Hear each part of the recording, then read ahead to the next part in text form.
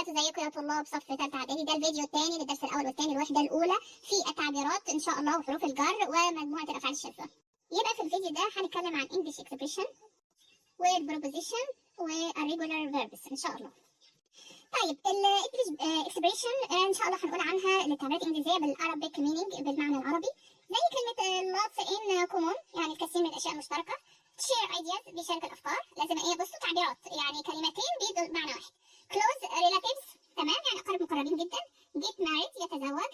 side of the family جانب من العائله يعني مجموعه من العيله، جنب معين سواء جانب الاب او جانب الام. طيب move house ينتقل لمنزل جديد. move house move معناها يتحرك، هنا move house ينتقل لمنزل جديد. community garden يعني حديقة مجتمعية.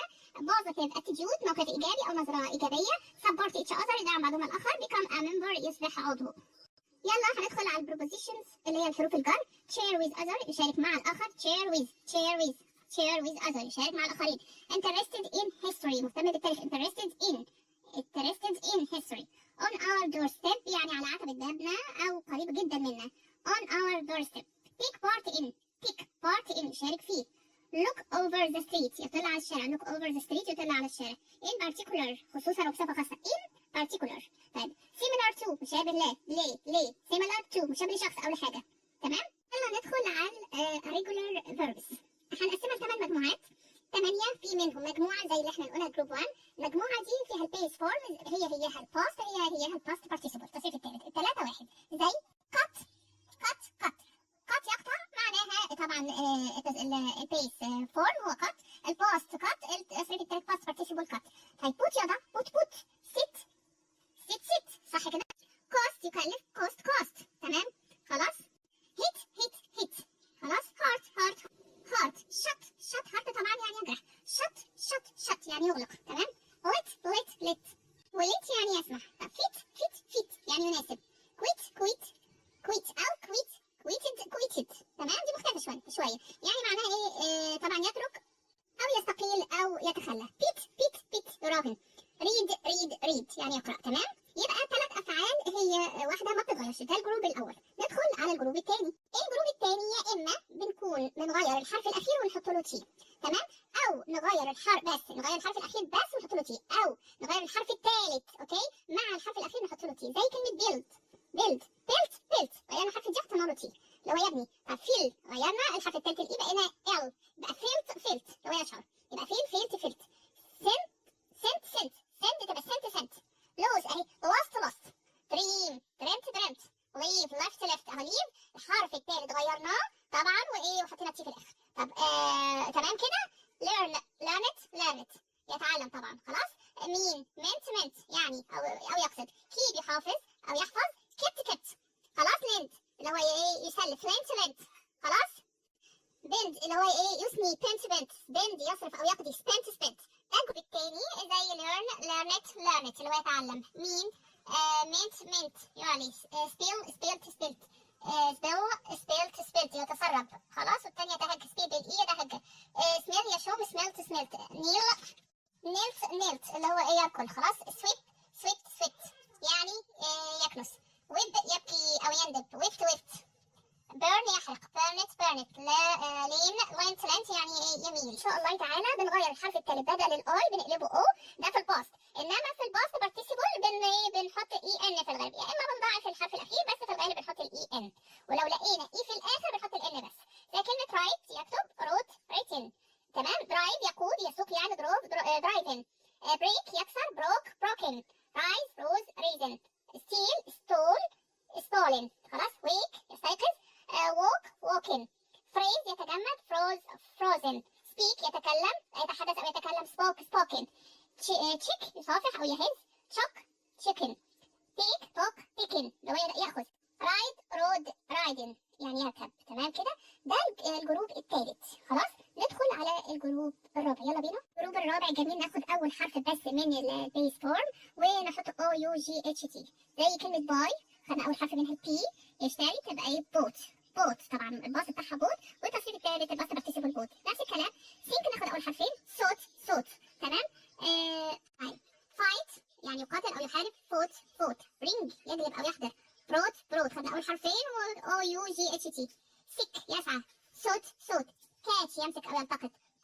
quote teach يعلم أو يلقن. taught حلو. الجروب ده سهل جدا، ناخد أول حرف أو أول حرفين خاصة لو كان TH بس. باقي ناخد أول حرف ونكتب OUGHC. يلا بينا ندخل على الجروب الخامس. الجروب ده بيبقى البيس فورم اخره واي في الغالب، يعني بيقلب الواي اي ونحط الدي، مفيش بنحط الدي على طول وبعدين الحرف التاني بيبقى او، وفي احدهم بنحط الدي بس، زي كلمه باي يدفع تبقى بايد تصريف التاني باست، بايد تصريف التالت بايد. تمام. laid say said سيل طبعا سي يقول، سيل يبيع sold hear يسمع heard. تمام. foretell خلاص يعني يتنبأ ويتوقع. foretold أخيرا till told يبلغ أو يقول. till told. يلا بينا الجروب السادس. الجروب ده بيتشال لأن هو الحرف اللي قبل الأخير غالبا ساعات بيكون O أو A، بيتشال بيتحط بداله E زي blue blowing، لو هو إيه يهب أو ينفخ. drawing لو يرسم. grow ينمو green growing. fly يطير flew flowing. throw يرمي throwing. know يعرف أو يعلم knowing. خلاص. ندخل على الجروب السابع، سهل جدا. اي اي في البيس فورم تتحول لايه في الباست، ثم تتحول الى يو في الباست بارتيسيبل ما عدا هايد، خلي بالكم مختلفه شويه. زي began بصوا هي began بقت ايه، بقت ايه والتصريف الثالث بقت يو. drank swim يشرب، ها begin يبدا. swim يسبح swam sing sang يغني. give يعطي given. forgiven. hidden. تمام. اللي هو طبعا يختبئ. احنا قلنا الجروب الثامن بقى ده مختلف شويه، عايز يتحفظ كده. خلاص. base form بي تبقى was وwere. خلاص. was المفرد وwere الجمع. been اللي هو يكون verb يكون. have يملك او يمتلك. had feed يطعم feed. meet يقابل met. eat ياكل eaten. do تبقى did done، هو ايه يفعل او يعمل. go went gone يذهب went gone. run يجري. make يصنع made. stand يعني يقف. stood. كده نكون خلصنا الافعال الشاذة يا ولاد. يلا ندخل على الجزء الاخير بريفكس ليست، يعني بنضيف حاجات سابقه قبل الكلمه، عده حروف كده بنضيفها قبل الكلمه تدي يا اما عكسها يا اما معناها اعاده. فالجزء الاول منها ان او ديس، لو ضفنا ان او ديس معناها نوت او نو. تمام كده، يعني بننفي وبنجيب عكس الايه معنى الكلمه، زي happy unhappy، سعيد عكسها غير سعيد. تمام. paid unpaid، مدفوع وغير مدفوع وغير مأجور. cover uncovered. real unreal، حقيقي وغير حقيقي. tidy untidy، مرتب وغير مرتب. certain uncertain، مؤكد وغير مؤكد. well unwell، طبعا حسن او جيد، وطبعا unwell يعني مريض او ليس بخير. ماشي. طيب tie untie، يربط ويفك الرباط. usual unusual، غريب. usual معتاد. unusual غريب وغير معتاد وايه وغير مألوف. like unlike، لا like يحب unlike لا يحب. healthy صحي unhealthy غير صحي. fair يعني عادل unfair غير عادل ومجحف وظالم. comfortable يعني مريح uncomfortable غير مريح. friendly ودود ومحبوب unfriendly غير محبوب. married متزوج unmarried أعزب وغير متزوج. qualified مؤهل unqualified غير مؤهل. fortunately محظوظ unfortunately لسوء الحظ وغير محظوظ. hair و unhair، طبعا unhair يعني بدون شعر يعني يزيل شعر. الكلمات اللي نضيف لها this. approve disapprove يوافق disapprove يستهجن ولا يوافق. embark disembark يعني انطلق. embark disembark يعني يترجل او ينزل المركبة. allow يسمح disallow يمنع ولا يسمح. trust يثق distrust لا يثق. loyal مخلص disloyal خائن وغير مخلص. obey يطيع disobey لا يطيع ويعصي. connect يتواصل disconnect يفصل الاتصال. طبعا guess مظهري disguess يعني يتنكر ويختفي. mental طبعا يعني عباءة أو يتغطى. dismantle يفك أو يخلع الغطاء. own يملك. disown يتبرأ منه. tract يركز. distract يشتت الانتباه. lodge يعني طبعا ايه يدخل. dislodge يخرج أو يزيل. arm سلاح. disarm ينزع السلاح. close يغلق. disclose يكتشف ويفشي السر. cord اتفاق. discord خلاف الشقاق. join يربط. disjoin يفصل ويقطع الاتصال. comfort مريح. discomfort انزعاج وضيق. pleasure مسرور. pleasure يعني مسرور. displeasure يعني استياء وعدم رضا وغير مسرور. في كلمات تبدأ ب non يعني برضو not أو العكس يعني عكس الكلمة، زي stop يعني يتوقف. non stop بلا توقف ومستمر. fiction non fiction يعني خيالي. non fiction غير خيالي وواقعي. profit non profit يعني profit ربحي، non profit غير ربحي. essential يعني أساسي، عكسها non essential. toxic يعني سام، عكسها non toxic.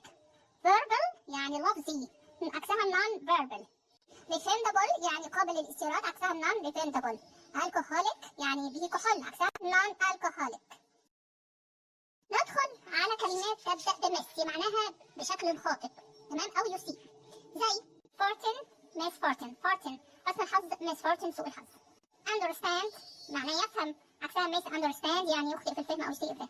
place يعني مكان أو يرتب، يعني misplace يوضع فيه غير مكان، الثانية place يعني موضوع في المكان الصحيح. conduct يعني إيه حسن السلوك، عكسها misconduct. read يقرأ، عكسها misread يخطئ في القراءة. spell يتهجى، عكسها misspell يخطئ في الإجابة. elegant عكسها miss elegant يعني بيسيء المحاذاة أو التقليد أو يخطئ في الترتيب. information عكسها إيه؟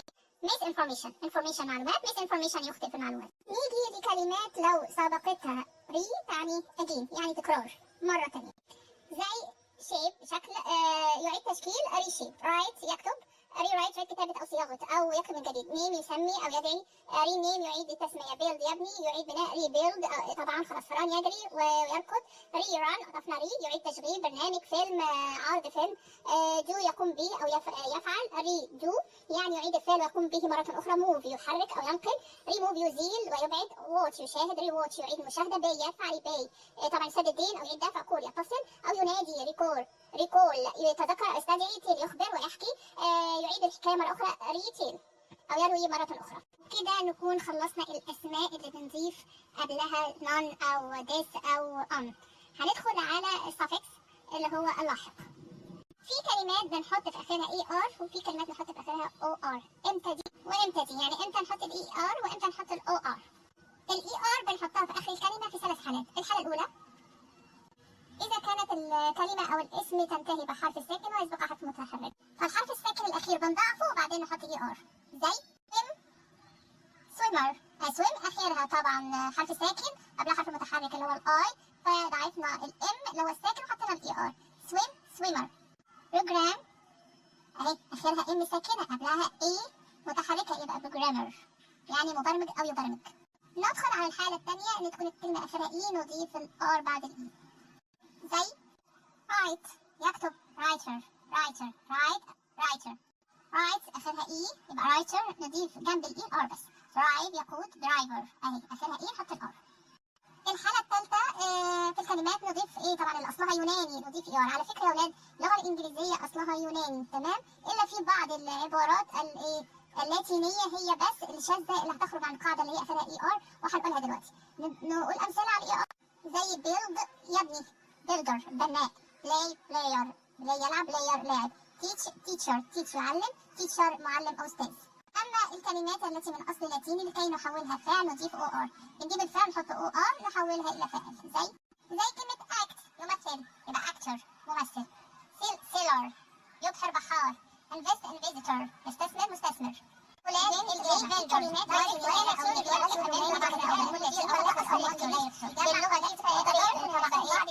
كلمات أما الفعل لو أضفنا ليه ING فإذا تحول الفعل إلى اسم مفعول. ويمكن إضافة إضافة لاحقة تانية NESS يعني إلى الصفات لتحويلها إلى أسماء مجردة تعبر عن حالة أو صفة، زي kind لطيف أو طيب kindness لطف. happy سعيد happiness سعادة صفة طبعا. حزين sadness حزن. dark مظلم darkness ظلام. weak ضعيف weakness ضعف. bold جريء boldness جراءة. fit لائق fitness لياقة. good جيد goodness جودة أو خير. lazy كسول laziness طبعا كسل. lonely وحيد loneless وحدة. ندخل بقى على السفكس تاني خالص بإضافة less تعكس عكس المعنى أو تعطي عكس معنى الكلمة. يعني خلي بالكم هنا في إضافتين الليس اللي هو LESS والفول FUL. ضربت العصفورين بحجر واحد وجبت الإيه ملحقين تمام. سفكس تو سفكس واحدة آخرها LESS والثانية آخرها FUL وهم عكس بعض تمام. زي useful مفيد يبقى useless عديم الفائدة. طبعا limited محدود أو find يبقى endless بلا نهاية خلاص. اللي بعد الثالثة mercy أو merciful اللي هو الرحيم عكسها merciless اللي هو عديم الإيه الرحمة خلاص. كده، او settled اللي هو المسكون او المستقر، يبقى homeless اللي هو بلا مأوى. limited محدود، limitless بلا حدود. خلاص كده. difficult صعب، يبقى ايه؟ effortless. خلاص كده تمام. وبرده صعب strenuous اللي هو صعب او مجهد. طيب sensible يعني معقول وحكيم، senseless يعني عديم الفهم. طيب meaningful يعني ذو معنى، meaningless بلا معنى. hopeful يعني متفائل ولديه امل، hopeless بلا امل وعديم الامل. tasteful يعني شهي وانيق، عكسها tasteless بلا طعم. loud ونويزي صاخب، عكسها soundless بلا صوت. harmful ضار، عكسها harmless بلا ضرر. ندخل على كلمات اخرها able علشان تحول الفعل الى صفة. يلا avail تبقى available، avail منفعة وفائدة، available صفة متاح. تمام. comfort راحة، تبقى comfortable صفة مريح. adore يعشق ويحب، تبقى adorable رائع ولطيف. reason عقل ومنطق، يبقى reasonable. change يغير، changeable يعني قابل للتغيير. fold يعني يطوي، foldable قابل للطي. fix يصلح أو يثبت، fixable قابل للإصلاح. society مجتمع، sociable اجتماعي. read يقرأ، readable قابل للقراءة. respond يستجيب، response استجابة، responsible مسؤول. خلاص. like يشبه أو يماثل، likely محتمل. أما الكلمات التي يضاف لها I or N تحول الفعل لاسم، زي passion شغف وعاطفة، compassion تعاطف، decision قرار، creation إبداع وابتكار. تمام. نيجي على آخر حاجة في الدرسين، sociable و social. sociable اللي هو الشخص الاجتماعي، الشخص نفسه. social اللي هو الأحداث الاجتماعية اللي بتحصل بين الأشخاص، أحداث مهمة. طيب في حاجة اسمها neighbor اللي هو الجار، neighborhood خلاص ده الحي أو المنطقة اللي فيها الجيران والأقارب والكلام ده. طيب في سيلينج وروف. سيلينج اللي هو السقف الداخلي في الغرفة أو إنما روف هو السقف الخارجي للمنزل كله مثلا. وكده انتهينا من الدرس الأول والثاني من الوحدة الأولى للصف الثالث الإعدادي الترم الأول لغة الجزائر. هلو بلس، باي باي.